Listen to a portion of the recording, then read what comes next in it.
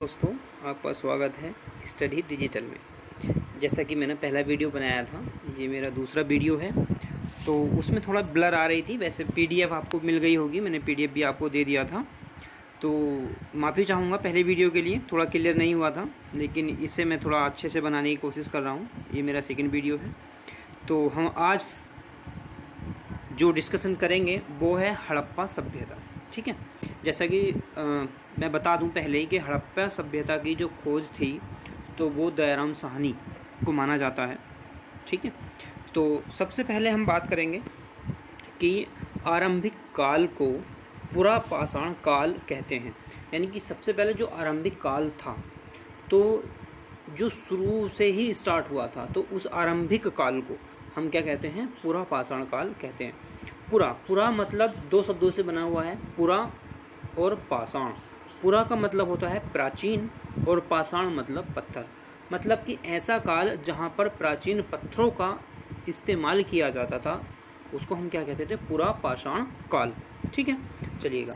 और इस्तेमाल कैसे किया जाता था प्राचीन पत्थरों का? पत्थरों के औजार बनाने में, ठीक, जिससे वो शिकार करते थे। अच्छा, तो पत्थरों के औजार का काल भी हम उसको बोलते हैं। किसको? पुरा पाषाण काल को हम पत्थरों के औजारों का काल भी कहते हैं। ठीक है, और पुरा पाषाण काल 20 लाख वर्ष पहले से लेकर 12,000 वर्ष पहले तक है। अब देखिएगा, पहले ये मैंने बिल्कुल एकदम हिंदी में लिया है, हालांकि यहाँ पर कुछ चीज़ें बतानी जरूरी हैं। जैसे बीसी, 20,000 वर्ष बीसी।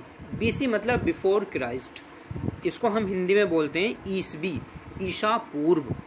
ठीक, बीसी मतलब बिफोर क्राइस्ट, इसको हिंदी में बोलते हैं ईसवी, यानी कि ईसवी पूर्व। अब देखिएगा, इसका ईसवी से क्या मतलब है या ईशा से क्या मतलब है?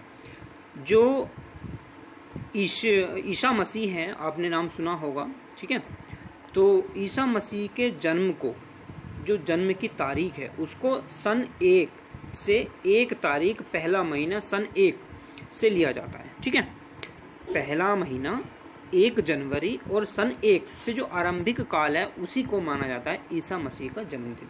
तो उससे पहले का काल, ईसा मसीह के जन्म से पहले का जो काल है उसको कहते हैं ईशा पूर्व। ठीक है, और ईसा मसीह के जन्म का जो काल है, जन्म के बाद का जो काल है, उसको हम बोलते हैं ईसवी। बात समझ में आई? ठीक है, अच्छे से थोड़ा समझने की कोशिश करना। नहीं, अगर समझ में नहीं आ रहा है आप लोगों को तो वीडियो को थोड़ा रिमाइंड कर लेना। ठीक, आप कर सकते हैं रिमाइंड, तो आपको अच्छे से समझ आ जाएगा। चलिएगा, आगे बढ़ते हैं। जो पुरा पाषाण काल है, तो पुरा पाषाण काल को 3 भागों में बांटा गया। ठीक है, 3 भाग वो कौन कौन से हैं? देखिएगा, इसको हम बोलते हैं आरंभिक काल। ठीक, कौन सा? आरंभिक काल। देखिएगा, क्या हुआ, एक मिनट। आरंभिक काल, मध्यकाल और उत्तर काल। ठीक, भाई 3 ही प्रकार से हुआ, एक आरंभिक हो गया, एक उत्तर हो गया, और जो आरंभिक और उत्तर के मध्य का जो काल हुआ उसको हम बोलते हैं मध्य काल। ठीक है, अब आते हैं हड़प्पा सभ्यता पर। देखिएगा, सिंधु घाटी सभ्यता को ही हड़प्पा सभ्यता भी कहा जाता है। यानी कि जो सिंधु घाटी सभ्यता है उसी को हम हड़प्पा सभ्यता कहते हैं। ठीक है, देखिएगा, मैं आपको एक चीज़ पहले ही क्लियर कर देता हूँ कि ये जो मैं कंटेंट उठाता हूँ, ठीक है, ये किसी बुक से, आपकी जैसे मान लो बहुत सारी बुक हैं, ल्यूसेंट वगैरह वगैरह की बुक आती हैं, आपको पता होगा, फेमस बुक हैं, मैं उनसे नहीं लेता हूँ। जो एनसीईआरटी की जो पब्लिकेशंस स्टैंडर्ड बुक होती है क्लास 6 से क्लास 10th क्लास 12 तक, मैं उन एनसीईआरटी बुक का डाटा लेता हूँ। ठीक, मीन्स अगर हम दूसरे शब्दों में बात करें तो ये हमारा एनसीईआरटी का निचोड़ है। आपको एनसीईआरटी पढ़ने की ज़रूरत नहीं है। ठीक है, अगर आपने हमारा वीडियो देख लिया तो एनसीईआरटी पढ़ने की ज़रूरत बिल्कुल खत्म। ठीक है, चलिएगा, तो सिंधु घाटी सभ्यता को ही हम हड़प्पा सभ्यता भी कहा जाता है। सभ्यता का जो नामकरण हड़प्पा किया, क्योंकि पहली ये जो सभ्यता थी, ये पहली उत्खनन बस्ती है जहाँ जिससे सभ्यता की जानकार हुई। जानकार का मतलब जानकारी प्राप्त हुई। ठीक है, एक ऐसी सभ्यता जिससे हमें सभ्यताओं की जानकारी प्राप्त हुई है, वो हमारी हड़प्पा सभ्यता। ठीक, चलिएगा आगे। हड़प्पा सभ्यता ही कांस्य युगीन थी। मतलब कि हड़प्पा सभ्यता थी तो उसमें कांस्य युगीन थी, यानी कि उसमें कांसा युग था। कांस्य समझते हो, कांस्य एक धातु होती है, ठीक है। जबकि विश्व की अन्य सभ्यता जो थी वो ताम्र युगीन थी। समझ रहे हो ना, बाकी जो भी सभ्यता थी वो सारी ताम्र युगीन थी, और जब हड़प्पा सभ्यता जो थी तो वो हमारी थी कांस्य युगीन। इतनी बात समझ में आ गई। चलिएगा आगे चलते हैं। सभ्यता का सबसे महत्वपूर्ण बिंदु जो था, सभ्यता मतलब हड़प्पा सभ्यता की हम बात कर रहे हैं, ठीक है। तो हड़प्पा सभ्यता का सबसे महत्वपूर्ण बिंदु जो था तो वो क्या था, नगरीयकरण था। मतलब हड़प्पा सभ्यता के अंदर जो हमने खोज के दौरान, हमको जो खुदाई के दौरान अवशेष प्राप्त हुए हैं, तो वो नगरों को भी अवशेष प्राप्त हुए। थोड़ा आगे चलिएगा, पूरी डिटेल हम बताएंगे आपको। भारतीय उपमहाद्वीप में यह प्रथम नगरीकरण का दौर था। भारतीय उपमहाद्वीप, समझ रहे ना, भारतीय उपमहाद्वीप के अंदर जो प्रथम दौर था नगरीकरण का, कौन सा दौर, हड़प्पा सभ्यता, ठीक। अब देखते हैं कि हड़प्पा सभ्यता के अंदर जो नगरीय व्यवस्था थी वो कैसी थी। तो देखो भाई, नगरीय व्यवस्था हड़प्पा सभ्यता के अंदर प्राय नगर 2 टीलों में विभाजित थे। पश्चिमी भाग छोटा था लेकिन ऊंचाई पर स्थित था। देखो, जो हड़प्पा सभ्यता की जो नगरीय व्यवस्था थी वो कैसी थी, वो 2 टीलों में बटी हुई थी, 2 टीले, ठीक है। तो मेल्सन करके कुछ नाम है, उन्होंने ही टीलों की खोज की थी वहाँ पर, मेल्सन शायद इस तरह से कुछ नाम है। तो जो हड़प्पा सभ्यता थी उसके अंदर जो नगरीकरण था तो वो 2 टीलों में विभाजित था, ठीक। अब 2 टीलों में जो विभाजित था, पहला एक पश्चिमी भाग हो गया भाई। तो जो पहला वाला भाग था, पश्चिमी भाग, वो छोटा था लेकिन ऊंचाई पर स्थित था। ऊंचाई वाले भाग को नगर दुर्ग कहा जाता था। क्या कहा जाता था, नगर दुर्ग। किसको, छोटे भाग को और ऊंचाई वाले भाग को। और जो निचला वाला भाग था, जो निचला हिस्सा था, उसे निचला नगर कहा जाता था। और सबसे खास बात अच्छी ये थी कि दोनों जो हिस्से थे, निचला भी और ऊंचा वाला भी, उनकी 4 दीवारी पक्की ईंटों द्वारा निर्मित थी। मतलब उनके चारों तरफ से जो दीवार हुई थी वो पक्की ईंटों की थी। अगर हम दूसरे शब्दों में बात करें तो दूसरे शब्दों में हम ये भी कह सकते हैं कि हड़प्पा सभ्यता से हमें पक्की ईंटों के अवशेष भी प्राप्त हुए हैं, ठीक है भाई। चलिएगा आगे आ जाओ। अब आगे है हमारा वर्ष 1826 में चार्ल्स मेसन, अभी मैंने बताया था ना वही, 1826 में चार्ल्स मेसन ने सर्वप्रथम टीलों का उल्लेखित किया था। मतलब जो टीलों को जो बताया था तो वो किसने बताया था, 1826 में चार्ल्स मेसन ने बताया था। सभी नगरों में नालियां ढकी हुई थी। देखो भाई, हड़प्पा सभ्यता के अंदर जो सारे नगर थे, नगरीकरण तो था हड़प्पा सभ्यता के अंदर, तो जो नगर थे तो उनके पानी निकालने का जो पानी निकासी सिस्टम था, तो नालियां बनी हुई थी। और जो नालियां थी तो वो ढकी हुई थी। जो आज के जो आधुनिक युग में आपने देखा होगा कि नालियां ढकी हुई होती हैं, बिल्कुल सेम इसी तरह से थी। सड़कों का जो निर्माण था, वहाँ पर सड़कें भी थी। सड़कों का निर्माण ग्रिड पद्धति के आधार पर किया गया है। ग्रिड पद्धति क्या होती है वो समझिएगा। जहाँ सड़कें एक दूसरे को समकोण पर काटती थी, मतलब जहाँ पर सड़कें एक दूसरे को समकोण पर काटती, जिसको चौराहा भी बोला जाता है आम भाषा में, तो उसको हम बोलते थे ग्रिड पद्धति। इतनी बात समझ आ गई है। चलिएगा, अब हमने नगरीकरण व्यवस्था देख ली है हड़प्पा सभ्यता की। आगे हमारा है आवास व्यवस्था कैसी थी। देखो, जो आवास व्यवस्था थी हड़प्पा सभ्यता की वो ये थी कि द्वार मार्ग अथवा खिड़कियाँ, यानी कि जो हमारा मेन गेट होता है और जो हमारी विंडो थी, खिड़कियाँ, आमतौर पर पीछे की गलियों में खुलती थी।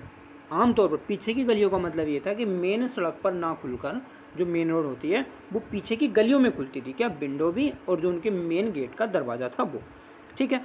देखो, इसी का उल्टा क्या था, ये तो हमारी कौन सी हड़प्पा सभ्यता चले ना, यहीं पर एक छोटी सी लाया हूँ कि जो लोथल बस्ती थी, जबकि उसी के अंदर जो लोथल बस्ती थी वहाँ पर खिड़कियाँ मुख्य सड़क की तरफ खुलती थी। देखो, दोनों बातें एकदम ध्यान में रखनी है कि जो लोथल था वहाँ पर जो हमारी खिड़कियाँ थी और जो हमारी मेन गेट था वो कहाँ पर खुलती थी, मेन सड़क की तरफ।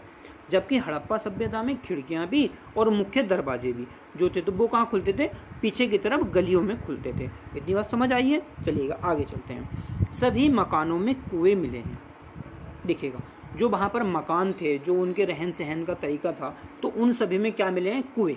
मुख्यतः सभी नगरों में अन्नगार पाए गए हैं। अन्नागार, देखो अन्नागार क्या होता है, अन्न भंडारण को ही हम अन्नागार बोलते हैं। जहाँ पर अन्न का भंडारण किया जाता है वो क्या कहलाता है, हमारा अन्नागार कहा जाता है। तो ये मुख्यतः सभी नगरों में, मतलब एक नगर में एक बड़ा अन्नगार पाया गया है वहाँ पर। जल निकासी, अब जल निकासी को देखिएगा, आवास व्यवस्था देख लिए, जल निकासी। अब जल निकासी के बारे में अभी अभी हमने बात की कि मकानों में आमतौर पर स्नान तथा शौच के, ये के है, ठीक है, कै लिखा हुआ है, थोड़ा मिसप्रिंट हो गया है, कोई बात नहीं है, ये भूल के लिए मैं क्षमा चाहता हूँ सभी से। तो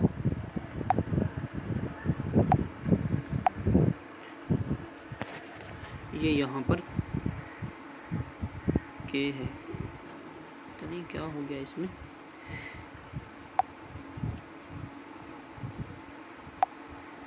ये तो सही है सेव,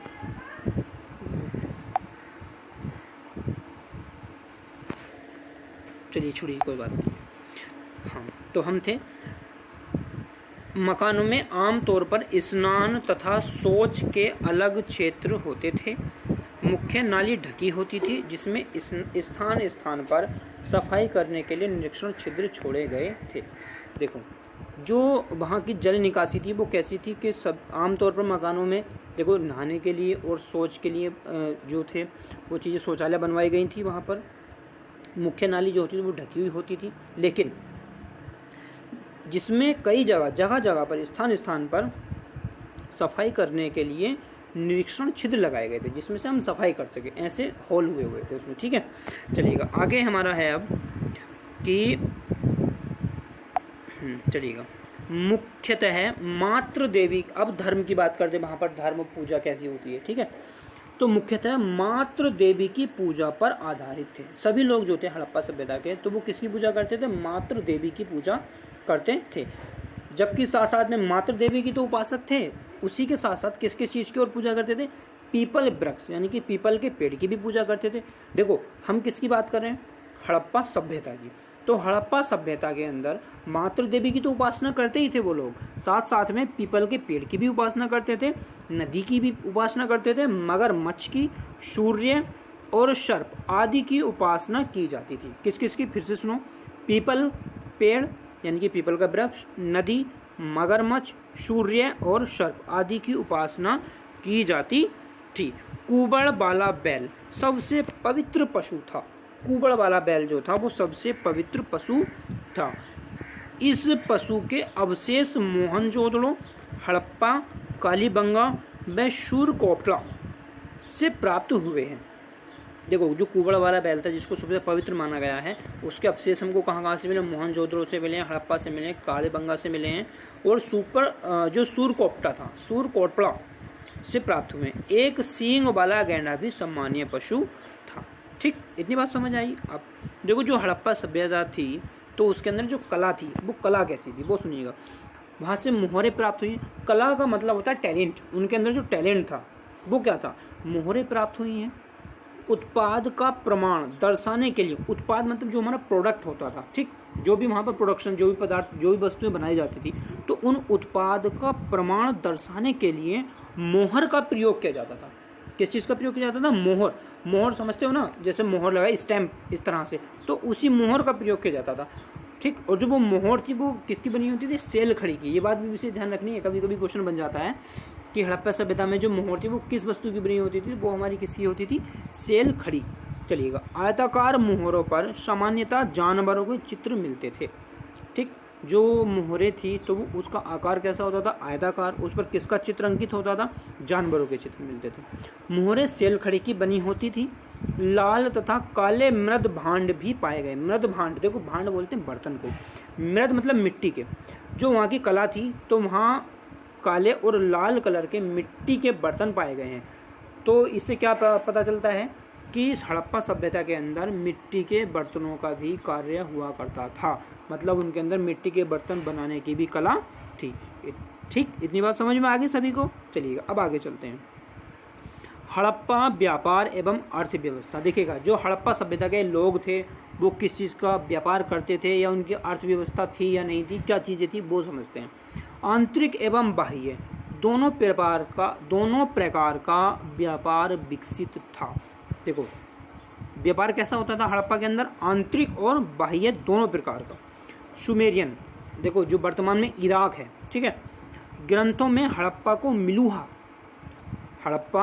मिलूहा और वैदिक साहित्य में हड़प्पा को हरियूपिया। फिर से सुनो, सुमेरियन यानी कि इराक, जो अब वर्तमान में इराक है, वो पहले उसका नाम सुमेरियन था, ठीक है।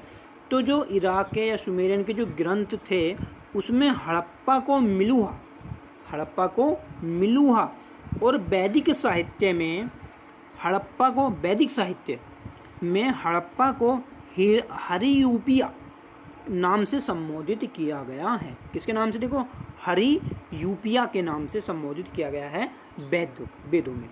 चलिएगा, हड़प्पा स्थलों में व्यापक रूप से अनाज का पाया जाना इस बात को इंगित करता है कि हड़प्पा काल में खाद्यान्न जैसी थोक वस्तुओं में व्यापार सुस्थापित था। देखिएगा, अभी पीछे हमने बात की कि वहाँ पर नगरों में अन्नागार पाए गए हैं। देखो, अन्नागार यानी कि अन्न भंडारण जो पाए गए हैं, इससे ये प्रतीत होता है, हम अनुमानित तौर पर ये कह सकते हैं कि वहाँ पर अन्न का भी व्यापार होता था। भाई जब बड़े बड़े अन्नगार मिले हैं, अन्न भंडारण मिले हैं, तो अन्न भंडारण का मतलब क्या? अन्न का व्यापार होता था। हड़प्पा, तो इसने ये कहा कि हड़प्पा काल में खाद्यान्न जैसी थोक वस्तुओं में व्यापार सुस्थापित था, अन्न के लिए, ठीक है। सैंधव लोग यानी कि जो हड़प्पा सभ्यता के लोग थे, शाकाहारी व मांसाहारी दोनों प्रकार का भोजन करते थे।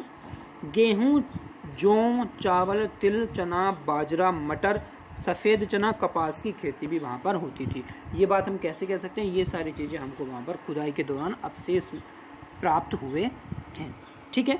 अच्छा, नमस्कार, ये लेक्चर हमारा यहीं पर ख़त्म हो जाता है, ठीक है। मेरा नाम अमित कुमार है, ये मैं आपको बता देता हूँ। और अगर आपको ये सेशन थोड़ा अच्छा लगा हो तो लाइक, शेयर, कमेंट जरूर करना, अपने विचार मुझे ज़रूर बताना, ताकि मैं अपने आप को और थोड़ा कैसे सुधार सकता हूँ वो सारी चीज़ें मुझे बताना, ठीक है। प्लीज़ इसको शेयर ज़रूर करना, लाइक करना, अपने दोस्तों के साथ ज़रूर शेयर करना, ठीक है। ओके, धन्यवाद, नमस्कार।